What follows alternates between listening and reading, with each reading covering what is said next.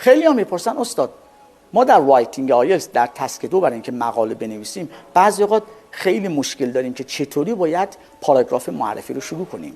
ببینید یکی از روش هایی که شما میتونید باهاش پاراگراف معرفی شروع کنید استفاده از این عبارتی است که من به شما میگم the extent to which and the degree to which به معنی اینی که تا چه حدی the extent to which and the degree to which به عنوان مثال اینی که تا چه حدی باید به بچه‌ها مسئولیت داده بشه در محیط خانه نیاز به بررسی بیشتری داره توسط کارشناسان اجتماعی. فرض بکنید که موضوع در مورد میزان مسئولیتی است که والدین باید به بچه‌هاشون بدن.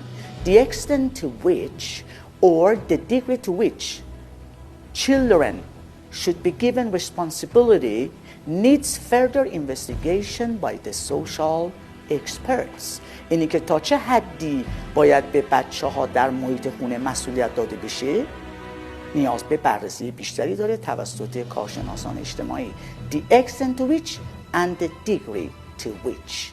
Thank you very much indeed. Have a nice day. هیراد نماد آموزش نوین